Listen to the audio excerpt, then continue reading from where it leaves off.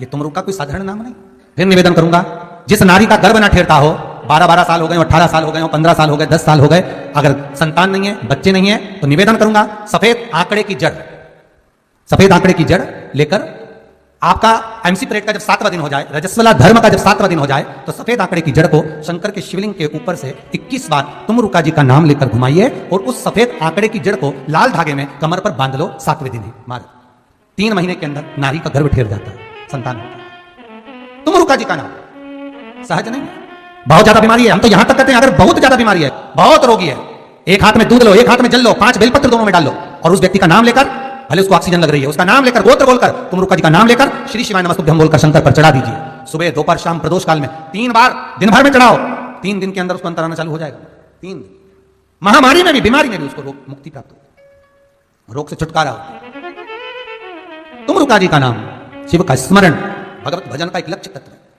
महाराज तुमरुका जी का नाम कोई सहज नहीं। शंकर के सबसे बड़े उपासक अगर कोई गिने जाते हैं तो तुमरुका जी गिने जाते हैं। शिव के लिए हाथ, शिव का स्मरण, बहुत बीमारियों में भी शंकर का तुमरुका नाम का स्मरण। हाँ, एक बार तुमरुका श्री हनुमान जी का मिलन भी हुआ है, उसका भी व्याख्यान वर्णन कल की कथा में अपन करेंगे, उसका भी वर्णन करेंगे। श्री हनुमान जी महाराज और तुमरुका जी का मिलन, वो भी अपन स्मरण करेंगे, वो भी अपन देखेंगे।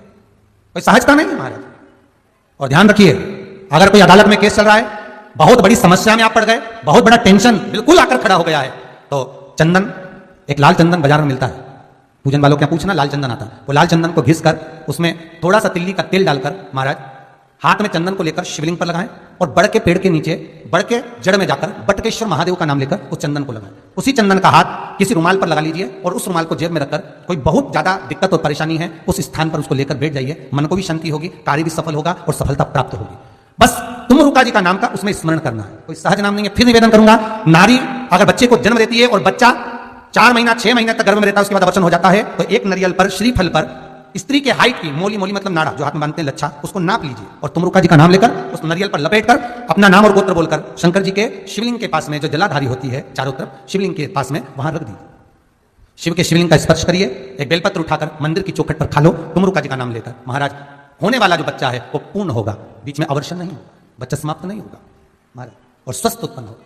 ये तुमरुका जी का नाम जीवन में सुख की अनुभूति कराने वाला, आनंद की अनुभूति कराने, सहज नहीं है। शंकर का अनुमोदन, शिव का स्मरण, स्वयं शंकर और पार्वती भगवान आनंद के साथ में चलते हैं और शिव महापुराण की कथा को श्रवण करने के लिए पहुंचते हैं। शंकर भगवान की कथा सुनने के लिए जब पहुंचे, आनंद में विराजमान हुए और कथा तुमरुका जी प्रारंभ करते हैं। चंचुला देवी भाव से श्रवण करती है। अखंड सौभाग्य को पाने के लिए माता चंचुला देवी इस पावन कथा को सुनना चाहती है, पावन चरित्र को सुनना चाहती है। पुराण में सुना है शंकर भगवान पर 108 कुछ भी शिव को चढ़ाना चाहिए श्रावण के महीने में। हमने पहले भी कहा था, पिछले लॉकडाउन की कथा निकालिए और श्रावण के महीने की कथा निकालकर सुनना। उसमें कहा था आपके पास कुछ भी नहीं है तो 108 चावल के दाने चढ़ाइए, 108 मूंग के दाने चढ़ाइए, 108 आप चाहे तो सरसों के फूल चढ़ाइए, 108 चाहे तो सफेद पुष्प चढ़ाइए, 108 चाहे तो गुलाब की पत्तियां चढ़ाइए। पर श्रावण के महीने में एक नियम बनाना कि मैं 108 ये वस्तु शिव को समर्पित करती हूं। उसका कारण क्या है? तो स्कंद पुराण में लिखा है शंकर भगवान को श्रावण के महीने में जब हम 108 कोई वस्तु समर्पित करते हैं तो शंकर उसको लाख और करोड़ों गुना कर हमको पूरे वर्ष में प्रदान। शिव कथा कह रहे हैं, सावन का व्रत करो तो पशुपति व्रत मत करना, और पशुपति व्रत करो तो सावन का सोमवार का व्रत मत करना।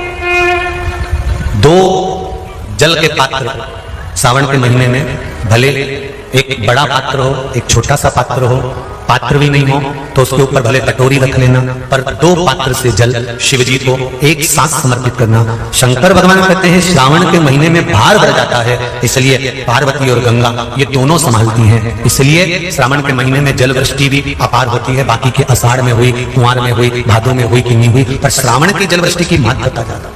गंगा और पार्वती दोनों प्रबल होती है, गंगा और पार्वती दोनों प्रबल। अब गंगी ने कृष्ण खड़ा कर दिया, लिंग महापुराण, स्कंद पुराण और लिंग पुराण, स्कंद पुराण और लिंग पुराण का यह संबंध। भृंगी ने कृष्ण खड़ा कर दिया कि अगर गंगा और पार्वती दोनों ही आपके नजदीक रहती हैं तो क्या गंगा आपके मस्तक पर नहीं रहेगी? शंकर भगवान कहते हैं सुनो भृंगी, श्रावण के महीने में साधारण से साधारण व्यक्ति भी जब 2 पात्र लेकर शंकर को जल चढ़ाने के लिए आएगा तो एक पात्र का जल अपने आप गंगा जल बन जाएगा, अपने आप। उसको गंगा जल ले जाने की भी जरूरत नहीं पड़ेगी। दो पात्र का जल जल जाता है तो वो गंगा जल का ही स्वरूप हो जाता है।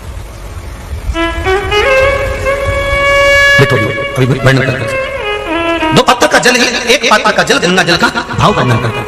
और क्या मिलता है दो पात्र का जल से? कोरोना महामारी ने शिव महापुराण की कथा जो कुबेरेश्वर बाबा के ध्यान से चल रही थी, उसमें उपाय बताया था, ध्यान होगा कि जब व्यक्ति के जीवन में बहुत तकलीफ चालू हो जाती है, बीमारियां बहुत भारी पड़ गई थी, तो कहा था कि 5 बेलपत्र शिव जी पे चढ़ाकर, एक हाथ में दूध एक हाथ में जल लेकर फिर बाबा को एक जैसी धार चढ़ाना बोला था। बोला था एक जैसी धार लगाने का बोला था। श्रावण के महीने में जब 2 धार का जल शंकर भगवान पर चलता है, और अगर 2 धार जल का दर्शन करना हो तो आपके मोबाइल में भी शंकर भगवान की फोटो निकालना, उसमें शंकर जी के 4 हाथ नजर आएंगे, 2 हाथ से शिव जी अपने ऊपर जल चढ़ा रहे हैं, 2 कलश उनके हाथ में है, उस चित्र का दर्शन करना, उस श्रावण के महीने का दर्शन करना।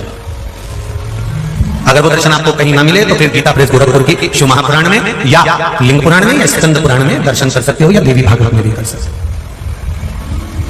2 धार का जल, यदि हमारे व्यापार में तकलीफ आ रही है, कहीं उन्नति की सीढ़ी पर चढ़ने में तकलीफ आ रही है, या कहीं हम हमारे कार्य के प्रति काम अटक रहा है, यदि काम अटक रहा है, हमें और सरल भाषा में समझ लो, और सरल में समझो। जब मालूम पड़े कि कहीं कचरा अड़ गया, ठीक है, तो चतुर लोग क्या करते हैं, जो चतुर माताएं होती हैं, बुजुर्ग होते हैं, क्या करते हैं, जम के एक बाल्टी पानी डाल देते। बोले कि नहीं बोले?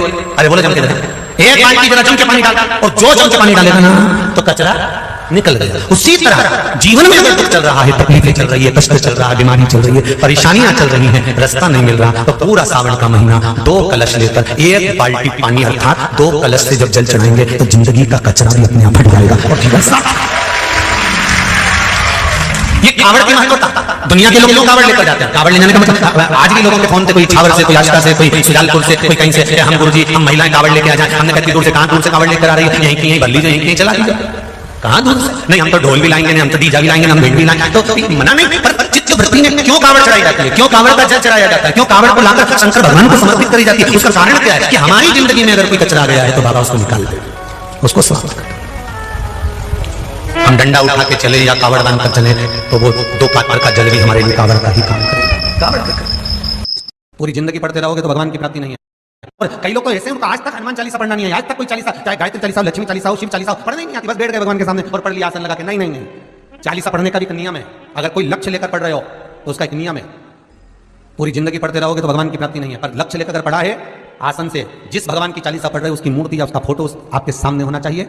एक घी का दिया, अगर हनुमान चालीसा पढ़ रहे हो तो या तो घी का दिया जलाओ, वो भी गाय के घी का हो, भैंस के घी का मत जलाना, हनुमान जी कभी प्रकट नहीं होंगे भैंस के घी से। घी का दिया लगाइए अगर चालीसा का पाठ कर रहे हो हनुमान जी का। और बहुत ज्यादा संकट है, बहुत ज्यादा परेशानी है तो हनुमान चालीसा का पाठ करो तो तिल्ली के तेल का दिया लगाओ, काली तिल के तेल का दिया, तिल का तेल का दिया हनुमान जी के सामने आसन बिछाकर। बहुत तकलीफ है तो 3 पाठ प्रतिदिन करो, और एक आसन से जितने समय 9 बजे अगर आप बैठते हो पाठ करने तो 9 बजे ही बैठना है। 11 दिन तक प्रतिदिन 3 पाठ रोज करो। एक